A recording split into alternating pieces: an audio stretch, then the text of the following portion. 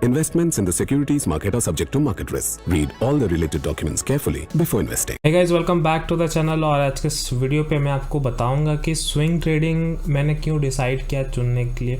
और जैसे बाकी सारे हम लोग का ट्रेड सेटअप जो होती है ना, जैसे इंट्राडे ट्रेडिंग हो गया और साथ ही साथ स्विंग ट्रेडिंग हो गया, पोजिशनल ट्रेडिंग हो गया और ऑप्शन ट्रेडिंग हो गया, करेंसी ट्रेडिंग हो गया, कमोडिटीज ट्रेडिंग हो गया, मतलब इतने सारे आपको सेगमेंट देखने को मिलेगा।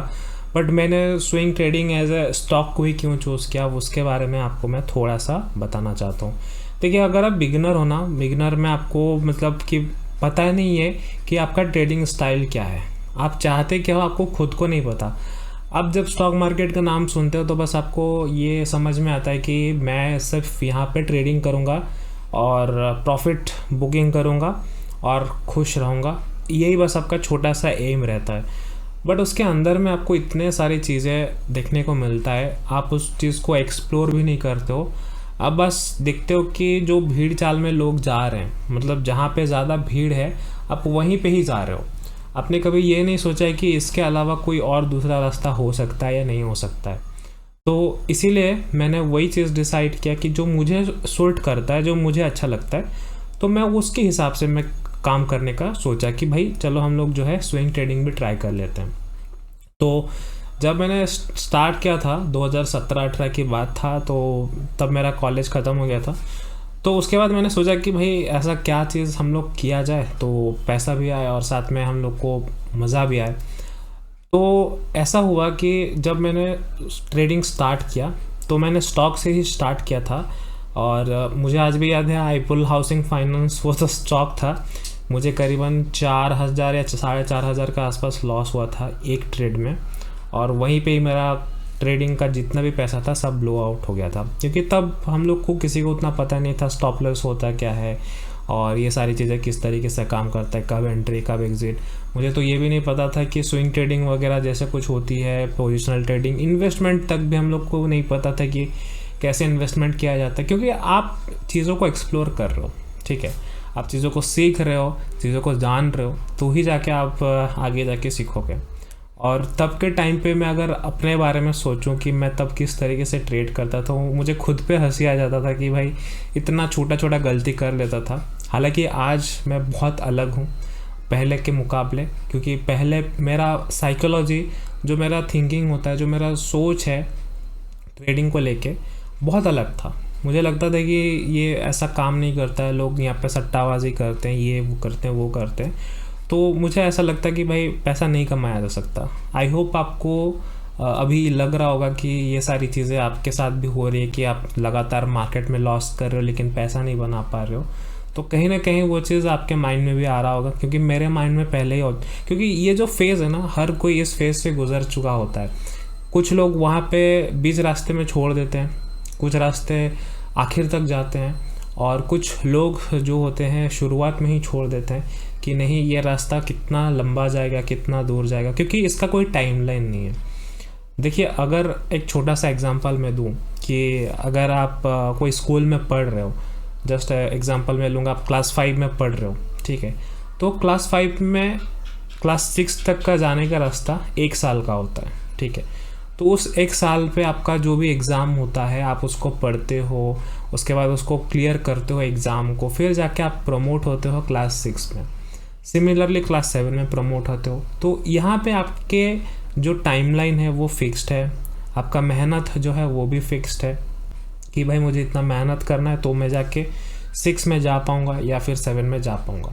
बट ये जो ट्रेडिंग ऐसा फील्ड है ना, मतलब कि अगर हम इसको कोई दूसरे प्रोफेशन के साथ कंपेयर करें, जैसे चार्टर्ड अकाउंटेंट हो गया, तो चार्टर्ड अकाउंटेंट में हमें पता है कि 3 इयर्स का एक आर्टिकलशिप ट्रेनिंग होता है, जो कि अगर उस ट्रेनिंग को अगर आप कंप्लीट नहीं कर पाते तो आप फाइनल में एग्ज़ाम नहीं बैठ सकते हो। सो यही चीज़ होती है कि हमें पता है कि टाइमलाइन इतना तक, हमें इतना तक ये चीज़ें करनी है। बट अगर हम ट्रेडिंग की बात करें, ये ट्रेडिंग में कोई भी टाइमलाइन नहीं है, कोई भी ड्यूरेशन नहीं है। हम ये नहीं कह सकते कि मुझे इतना टाइम से इतना टाइम तक अगर मैं ट्रेडिंग में इन्वेस्ट करूँगा, मतलब सीखने का, तो मैं ट्रेडर बन जाऊँगा। नहीं, ये बिल्कुल एक गलत चीज़ है। बट हाँ, अगर कुछ कुछ ऐसे अप्रोचेस हैं, लाइक मैंने जो अप्रोचेस अभी तक फॉलो किया है, जैसे कि मैं अपने यूट्यूब के वीडियोस के थ्रू मैं आप लोगों के साथ स्टॉक शेयर करता हूँ, क्योंकि मुझे अभी वो अप्रोच पता चल गया कि कैसे स्टॉक को स्कैन करना है, क्या क्या चीज़ें हमें फैक्टर्स देखना है, किन किन चीज़ों के ऊपर ज़्यादा फोकस करना है, देन जाके हम उसको ट्रेड प्लान कर सकते हैं। क्योंकि मुझे वो चीज़ का जो एक स्टेप वाइज होता है वो मुझे पता है। बट अगर आप वो सिस्टमेटिक चीज़ों को आप अगर नहीं पकड़ पाए या फिर आपको नहीं पता है, तो फिर आप वही एक लूप होता है जो कि बार बार आप रिपीटेशन की तरफ जाते हो और बार बार वही गलती करते हो। मैंने एक चीज़ कहीं पे ये सीखा था, एक बुक में मैंने पढ़ा था, वो मैं आप लोगों के साथ शेयर करना चाहता हूँ कि स्टॉक मार्केट एक ऐसा चीज़ होता है ना कि अगर आप एक बार गलती कर रहे हो, ठीक है, आपने सीखा कि हाँ ये चीज़ मुझे नहीं करना चाहिए, ये गलती मैं दोबारा नहीं करूँगा। अगर आप दोबारा वही गलती कर रहे हो तो आपने जो पहले गलती किया था उससे आपने कुछ भी नहीं सीखा था, ठीक है, आपने बस उसको इग्नोर कर दिया और उसकी वजह से सेकेंड टाइम अगेन आपने वो मिस्टेक किया। बट अगर आप फिर से सेकेंड टाइम जब आप वही चीज़ प्लान कर रहे हो और आपको पता है कि मैं ये चीज़ करूँगा तो मुझसे ये गलती हो जाएगा और ये कहीं ना कहीं एक स्टॉप लॉस हिट होगा, लॉस होगा, तो अगर आप उस चीज़ को नहीं कर रहे हो ना, तो कहीं ना कहीं आप धीरे धीरे ग्रोथ आपका जो है बढ़ रहा है। और इससे क्या फ़ायदा है कि आप एक गलती को बार बार नहीं कर रहे हो, मतलब आपको पता है कि मैं ये गलती करूँगा तो ये मेरा अच्छा से लॉस होगा या फिर स्टॉप लॉस हिट करेगा या फिर कुछ भी होगा, ठीक है। तो इसीलिए कहा जाता है कि स्टॉक मार्केट एक ऐसा चीज़ है, आप बस गलती एक बार करते हो और सीखते हो। अगर आप एक बार सीख गए ना तो आप कभी भी और लाइफ में गलती नहीं करोगे, ठीक है। तो ये चीज़ें होती है। सो हम लोग कमिंग टू द टॉपिक वापस आते हैं कि स्विंग ट्रेडिंग को मैंने क्यों चूज़ किया, क्योंकि हमें इतने सारे ट्रेड सेटअप मिलते हैं, इतने सारे सेगमेंट है, लाइक BSE में भी आप ट्रेड कर सकते हो, NSE में भी ट्रेड कर सकते हो, करेंसी में भी ट्रेड कर सकते हो, MCX में भी ट्रेड कर सकते हो और बहुत जगह भी ट्रेड कर सकते हो, जैसे क्रिप्टो करेंसी हो गया और फॉरेक्स ट्रेडिंग हो गया, जो हम लोग JPY USD वो कुछ होता है ना अलग अलग, वो उस चीज़ का भी आप कर सकते हो। तो इसमें ही क्यों, स्विंग ट्रेडिंग में ही क्यों? देखिए, जब मैं अपना 2017 की बात करूं तो तब मैंने हर चीज़ को ट्राई कर लिया था और मुझे किसी में भी मतलब जैसे MCX की अगर हम बात करें, वो बहुत लंबे समय तक चलता है, सुबह 9 बजे से लेके रात के 11 साढ़े 11 बजे तक चलता है। तो उसमें हम लोग को काफ़ी अच्छा ट्रेड सेटअप भी मिल जाते थे और तब के टाइम पे मार्जिन बहुत सस्ता मिलता था। क्रूड ऑयल आपको पड़ जाएगा शायद तक 1500 या 2000 रुपीज़ एक लॉट का, और अगर नेचुरल गैस में ट्रेड करते हो तो आपको शायद तक 1000 या फिर 1200 के आसपास पड़ जाता था। तो बहुत लेवरेज मिलता था तब के टाइम पे और उसको हम लोग होल्ड कर सकते थे पूरा, मतलब एक दिन होल्ड कर सकते थे। मतलब कि अगर हम सुबह के 10 बजे ट्रेड ले रहे हैं या फिर 11 बजे ट्रेड ले रहे हैं तो उसको हम लोग रात तक सेम डे होल्ड कर सकते। तो वो एक अच्छा बेनिफिट था कि अगर हम लोग को एक अच्छा रैली देखने को मिलता है वहाँ से तो एक अच्छा खासा प्रॉफिट बन सकता है। तो वो चीज़ मुझे काफ़ी अच्छा लगा। बट जैसे आपको पता है कि धीरे धीरे जो ये मार्जिन बेनिफिट है, तब के टाइम पे हम लोग को 40, 50, 60x तक मिल रहा था मार्जिन, अभी उतना मिलता नहीं है। तो अभी जो MCX का बात करें उसका जो मार्जिन रिक्वायरमेंट है, अगर आप एक लॉट ट्रेड कर रहे हो तो शायद तक 1.5-2 लाख रुपए चाहिए एक लॉट को, मतलब ख़रीदने के लिए। तो वो एक अलग सीन हो गया, हम लोग फिर उसमें एग्जिट कर गए। तो देखो वहाँ पे ना और एक चीज़ होती है डब्बा ट्रेडिंग, आपने अगर सुना होगा तो डब्बा ट्रेडिंग में भी आप कर सकते हो। मैंने भी किया है, ठीक है, मैंने तब मुझे पता नहीं था ये सारी चीज़ें, मैंने भी किया था। और कुछ प्रॉफिट हो जाने के बाद वो क्या करते हैं, आपका अकाउंट ब्लॉक कर देते हैं, आपका पैसा लेके भाग जाते हैं। तो मैक्सिमम यही चलता है डब्बा ट्रेडिंग के साथ। फिर मैंने वो जो ऑप्शन है उसको भी ख़त्म कर दिया, मतलब कि मैं चाहता कि दूसरा चलो एक्सप्लोर कर लेते हैं। तो तब निफ्टी बैंक निफ्टी में बहुत कम मतलब ट्रेड मिलता था कि अगर हम एक सपोर्ट रेजिस्टेंस के बारे में बात करें तो मैं उसमें ज़्यादातर फोकस करता था। तो उसमें ज़्यादा ट्रेड ज़्यादा नहीं मिलते थे, कम मिलते थे। अभी जैसे कि आप देख सकते हो कि करंट मार्केट प्राइस में कुछ लोग यहाँ पे ले लेते हैं। अभी तो यूट्यूब का ज़माना है, मतलब आप यहाँ पे ज़ीरो हीरो पता नहीं क्या क्या चलती रहती है। तो अभी भी मुझे उस पर भरोसा नहीं है हीरो ज़ीरो पे, क्योंकि मैक्सिमम टाइम वो एक गैम्बलिंग जैसा ही होता है हीरो ज़ीरो वाला, क्योंकि आपको एक क्विक मोमेंटम चाहिए और मार्केट आपको हमेशा क्विक मोमेंटम देगा नहीं, ठीक है। तो यही होता है, और उसमें नॉलेज बहुत ज़्यादा चाहिए। ऐसा नहीं है कि मुझे ऑप्शंस के बारे में नॉलेज नहीं है, नॉलेज है, बट अगर हम उसको कंपेयर करें स्टॉक के ऊपर पे, मुझे क्या चाहिए, मुझे चाहिए भाई पैसा, कि मैं एक अच्छा पैसा कमा सकूं, और मुझे और कुछ चाहिए नहीं, मुझे टेंशन भी नहीं चाहिए, और बस मैं आराम से इसको पैसा कमाऊं।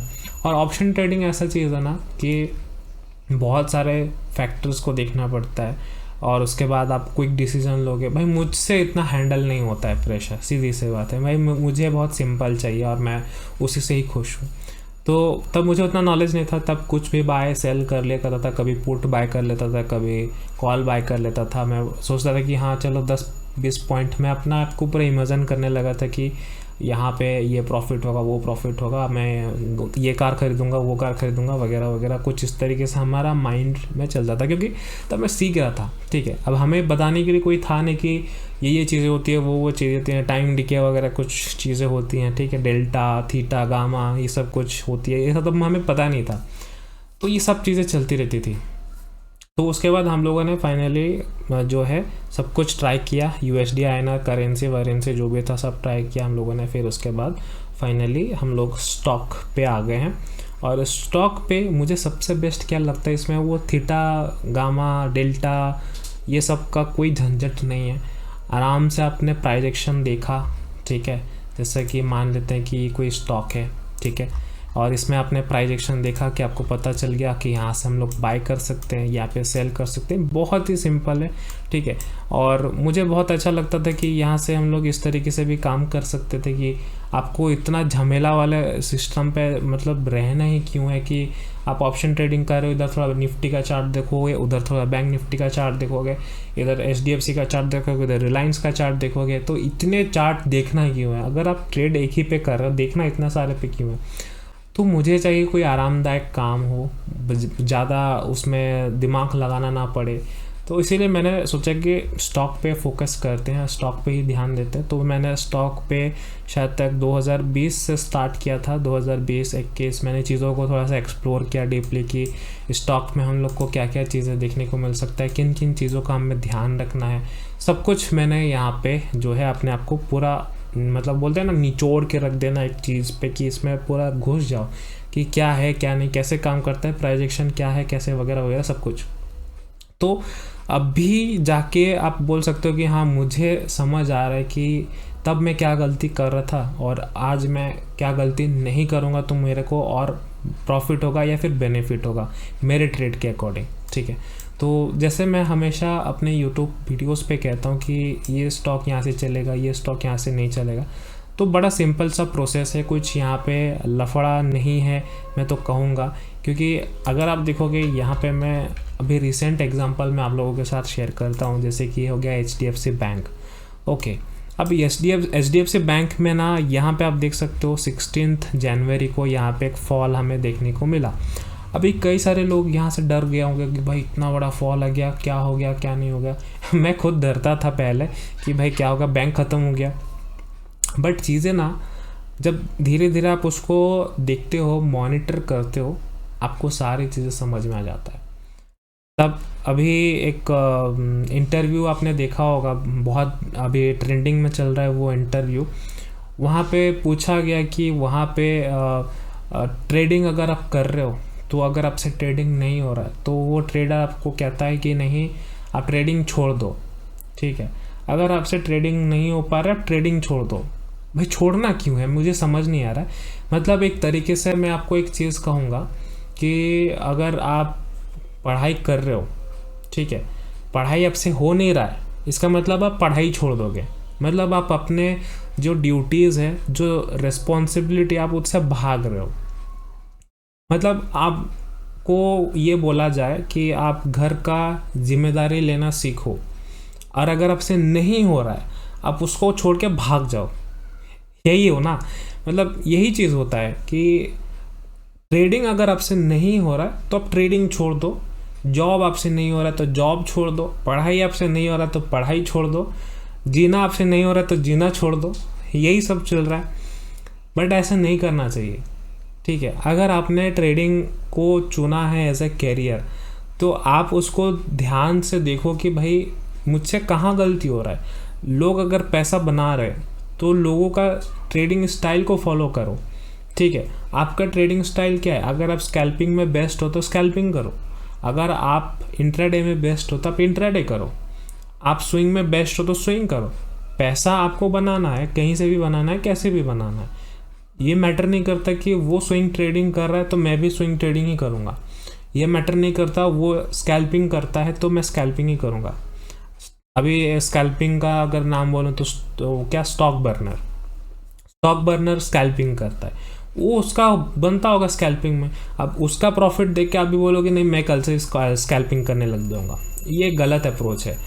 तो ये चीज़ है कि देखो, स्टॉक में मैं जो भी चीज़ें देखता हूँ ना, मेरे को बड़ा सिंपल लगता है, बड़ा इजी लगता है। ये इससे बढ़िया और कुछ मतलब बोलते हैं ना, बैठे बैठाए कुछ भी पैसा अगर मतलब इनकम आ रहा है तो स्टॉक से ही आएगा और कहीं से भी नहीं आएगा।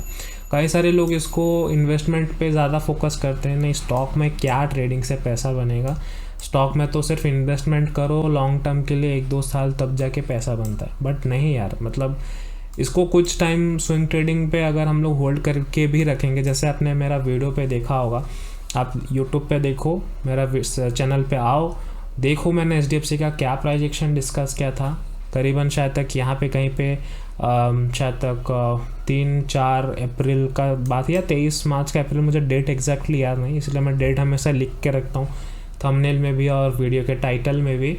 तो वहाँ से अगर आप देखोगे HDFC बैंक का मैंने प्राइस एक्शन क्लियरली डिस्कस किया था कि भाई ये अब तो ऊपर जाएगा। आप देख सकते हो, आपके आंखों के सामने ही है HDFC बैंक, और मैं क्या बोलूँ। ठीक है, तो मेरा जो स्टॉक सिलेक्शन का तरीका है ना, देखिए मैं फुल टाइम ट्रेडिंग करने का मैंने सोचा कि मेरे को फुल टाइम ट्रेडिंग करना है, मेरे को किसी का अंडर में रहना नहीं है, खुद का बॉस मैं खुद बनना चाहता हूँ, मुझे किसी का कैच नहीं सुनना है। तो मैंने डिसाइड किया कि भाई हम अपने को फुल टाइम ट्रेडिंग ही करना है, इसको छोड़कर कुछ काम नहीं करना है। दोस्त वगैरह जो बाहर के रिलेटिव्स हो गए सबको भूल जाओ, कोई किसी का कुछ काम नहीं आने वाला है। आप अगर आपका व्यू क्लियर है तो आप उसी के साथ रहो। मुझे ट्रेडिंग बहुत पसंद है और मुझे प्यार हो गया है इस कैंडल से। जब भी मैं कैंडल को देखता हूँ तो और ज़्यादा प्यार निकल के आता है, और किसी चीज़ को अगर मैं देखूँ तो मुझे उतना फ़र्क नहीं पड़ता, बट ये चार्ट जब तक मैं नहीं देख लेता तो मुझे अच्छा नहीं लगता है। कुछ इस तरीके से अगर आपके मन में है तो आप ट्रेडिंग के लिए बने हो। अगर आपको कैंडल देख के नींद आ रहा है, बोरिंग लग रहा है, तो ट्रेडिंग आपके लिए नहीं है। ठीक है, तो वापस आते टॉपिक पे। तो ये जो HDFC बैंक है ना, ये क्लियरली आप देख सकते हो कि यहाँ से एक अच्छा खासा ब्रेकआउट आया। VDL आपके साथ मैंने डिस्कस किया था जब इस पर एक बहुत बड़ा फॉल हमें देखने को मिला था। कब फॉल देखने को मिला था? यहाँ पे देखिए, ये जो है देखिए स्टॉक 439 का स्टॉक था। ठीक है, इसने लो लगाया था 207, मतलब 50% डिस्काउंट समझ लो। यहाँ पे मुझे क्लियरली पता चल गया था कि ये डिस्काउंट में कोई बाय तो करेगा नहीं। हाँ, पेटीएम वाला सीन थोड़ा सा अलग है आपका। पेटीएम पे तो मैं बिल्कुल भरोसा नहीं करता, 1% भी मैं मतलब देखना भी नहीं चाहता कि इसमें क्या प्राइस एक्शन बन रहा है क्या नहीं बन रहा है, क्योंकि यह पेटीएम पे कुछ भी अच्छा नहीं है। अगर अच्छा होता ना, ये कैंडल ही मुझे बता देता कि हाँ ये कैंडल में ऐसा ऐसा स्ट्रक्चर है, ले लो। ठीक है, बट अगर आप VDL देखोगे, VDL हो गया, उसके बाद डेल्टा कॉर्प हो गया। डेल्टा कॉर्प का भी मैंने जो है आप लोगों के साथ वीडियो पे शेयर किया था। ठीक है, इस पर भी वो कुछ GST वाला हो गया था शायद तक, मुझे याद नहीं आ रहा है, तो वो मैंने वीडियो पे ही बताया था। तो इसमें भी मुझे पता चल गया था कि इसमें भी अच्छा खासा एक बन सकता है। तो हम लोग वापस पहले VDL डिस्कस कर लेते हैं, फिर हम लोग बाद में आते हैं। देखिए VDL जो है 400 का 200 मिल गया। अब देखिए 200 का कहाँ से मिल रहा है, यहाँ पे देखिए। क्या मैं कह सकता हूँ ये जो सपोर्ट है परफेक्ट इसी लेवल से ही ऊपर गया है? मैं दिखाता हूँ, ये देखिए। क्या मैं कह सकता हूँ ये जो सपोर्ट है, ठीक है, ये जो सपोर्ट है यहीं से तो हिट करके ऊपर गया है। अब अगर यहाँ पे आप छोटा सा एक मैं आपको कहूँगा, एक छोटा सा अगर आप एंट्री रख रहे हो यहाँ पे, ठीक है, और आपका स्टॉप लॉस जस्ट इतना सा है, क्योंकि यहाँ पे देखिए इसका नीचे ही आप स्टॉप लॉस रखोगे, है ना। अब देखो आरआर का क्या एक्सपेक्टेशन कर सकते हो आप। मान लो आपका ये हाई है, ये इतना तक ऊपर चला गया, आरआर आप दिख रहे हो, आरआर कितना ज़्यादा आरआर है। तो स्टॉक पे यही चीज़ सबसे मुझे बेस्ट लगता है, सबसे बेस्ट मतलब सबसे बेस्ट लगता है। सो स्टॉक स्कैनिंग का मेरा प्रोसेस ऐसा है कि मैं एफएनओ का स्टॉक्स को रेडार पे रखता था पहले, बट अभी मेरा पूरा एनईसी को ही मैं स्कैन करता हूँ। और काफ़ी लोगों को ये मतलब मजाक लग रहा होगा कि कैसे पॉसिबल है पूरा एनईसी को स्कैन करने का। भाई मेरे लिए पॉसिबल है, क्योंकि मैंने जो इसमें सेटअप बनाया है, मेरा जो प्राइजेक्शन है कि भाई मुझे अगर इस तरीके का सेटअप मिलता है कहीं पे भी, वो अलर्ट आ जाता है कि भाई ये सेटअप पे थोड़ा सा आप देख लो। क्योंकि मोस्टली अगर आप देखोगे ब्रेकआउट वाले स्टॉक में ज़्यादा आप लोगों के साथ शेयर करता हूँ, जैसे HDFC बैंक हो गया और अपोलो टायर हो गया। अपोलो टायर आपने अगर नहीं देखा तो देख लीजिएगा, इसका भी मैंने वीडियो डाल दिया था। एशियन पेंट का मैंने वीडियो डाला था। अच्छा एशियन पेंट से मुझे याद आया, अगर आप इंस्टाग्राम पे हो तो इस जो आईडी है स्टॉक्स वाला, इसको फॉलो कर लो। ये मैंने आज से ही स्टार्ट किया है, ये एशियन पेंट वगैरह हो गया। और अगर आपको हमारा चैनल पसंद आ रहा है, हम लोग का जो परफॉर्मेंस है वो मज़ा आ रहा है, तो मैं कहूँगा कि आप बिल्कुल इसको आप फॉलो करो, ठीक है। और आपको बहुत कुछ सीखने को मिलेगा यहाँ पे। एक चीज़ आपको मैं कहना चाहता हूँ कि अगर आपको धन पे डीमैट अकाउंट ओपन करना है, इसको स्कैन कर लो, या फिर लिंक आपको डिस्क्रिप्शन पे मिल जाएगा, वहाँ से धन का अकाउंट ओपन कर लो। और उसके बाद हमारा टेलीग्राम ग्रुप भी ज्वाइन कर लो, जिसमें कि हम लोग शेयर करते रहते हैं। जैसे कि ये सोलारा वगैरह हो गया, एशियन पेंट वगैरह हो गया, ये सब कुछ मैंने परफेक्ट लेवल से आप लोगों के साथ मैंने शेयर किया था टेलीग्राम पे। इस चीज़ का भी आप जो है फ़ायदा ले सकते हो, ठीक है। इसको आप फॉलो करना चाहते हो कर सकते हो, कोई प्रॉब्लम नहीं। अगर आप फॉलो नहीं भी करना चाहते हो तो ये सिर्फ मैं आपको एक मुझे अच्छा लगता है शेयर करने का, तो मैं इसलिए शेयर कर देता हूँ, ठीक है। तो अपोलो टायर पे हम लोग वापस में आते हैं। अपोलो टायर पे ये आप देख सकते हो, ये था 10 अप्रैल की बात, यानी कि कल की बात है। और अपोलो टायर मैंने डिस्कस भी किया था, 472 का मुझे क्लोजिंग चाहिए, क्लोजिंग दिया है, परफेक्ट मूव भी आया है ऊपर साइड। और अगर आप मेरी कोई भी वीडियोस देखोगे, हमेशा मैं बोलता हूँ कि ऊपर के साइड पे ही मेरा हमेशा मूव आता है, मैं कभी भी नीचे की साइड प्लान नहीं करता हूँ। अगर मान लो मेरा व्यू ऊपर है और प्राइस नीचे चले जाता है, तो मैं खुशी खुशी वहाँ पे स्टॉप लॉस ले लूँगा। Stop loss is the part of trading. Stop loss लेना सीखो, तो ही जाके आप जो है बाद में उसको कंज्यूम कर सकोगे कि हाँ भाई मैंने स्टॉप लॉस लिया। और आरआर भी अच्छा खासा मिल रहा है, ऐसा नहीं कि मैं आरआर की बात नहीं करूँ, आपको मैं बहुत अच्छे अच्छे स्टॉक भी डिस्कस किया था। अगर आप मेरा पूरा वीडियोस देखोगे और उसके बाद चार्ट में कंपेयर करोगे, मतलब वो कैंडल कभी बना नहीं था, बट उससे पहले मैंने आपके साथ एनालिसिस डिस्कस किया था कि ऐसा ऐसा प्राइजेक्शन बनेगा, ऐसा ऐसा इसको करो। एज इट इज़ वैसे ही हुआ है। मतलब आपको मैं ये कहना चाहता था कि मेरा जो वीडियोस है उसको एज अ बिफोर देखो, उसके बाद चार्ट में क्या हुआ है उसको देखो, ठीक है। तो आपको सारी चीज़ें समझ में आ जाएगा कि प्राइजेक्शन सही से काम करता है, ठीक है। तो ये सारी चीज़ें थी। तो मैं पूरा एनईसी का स्टॉक को स्कैन करता हूँ, उसके बाद जो मुझे सेटअप मिलता है, जो मैं ब्रेकआउट ट्रेड वाले जो चीज़ें होती है उसको मैं देखता हूँ। अगर मिलता है तो मैं आप लोगों के साथ शेयर भी करता हूँ और मैं खुद उस पर भी ट्रेड करता हूँ, ठीक है। तो इस तरीके से चीज़ें होती है। और अगले वीडियो पे मैं आपको जो है बताऊंगा कि जो स्टॉक स्कैनिंग लाइव कैसे करते हैं, क्या क्या मैं जो फैक्टर्स होती है वो मैं देखता हूँ। और धन के थ्रू में ही आपको सब कुछ मिल जाएगा। अगर आप यहाँ पे मार्केट पे जाओगे, ठीक है, ये लाइव मार्केट में आपको सारी चीज़ें दिखाता है कि डे हाई में कितना हुआ था और 52 वीक्स में जो हाईज होती है वो कितना होता है, वो सब कुछ आपको यहाँ पे देखने को मिल जाएगा। वो मैं अगली वीडियो पे आपको डिटेल में शेयर करूँगा कि कैसे देखना होता है, जिसमें कि आपको थोड़ा सा ये जो स्ट्रेटेजी है समझ में आए, ताकि आप उसमें भी एंट्री वगैरह स्टॉप लॉस वगैरह उसको आप बैक टेस्ट कर सको और उसके बाद आप उसको रियल ट्रेड में भी कर सकते हो, ठीक है। उम्मीद करता हूँ आपको ये वीडियो काफ़ी कुछ सीखने को मिला होगा, समझने को भी आया होगा। कम से कम हम लोगों ने 25 मिनट बात कर लिया, जो कि मैंने अपना जो भी एक्सपीरियंस था वो मैंने आप लोगों के साथ शेयर किया है।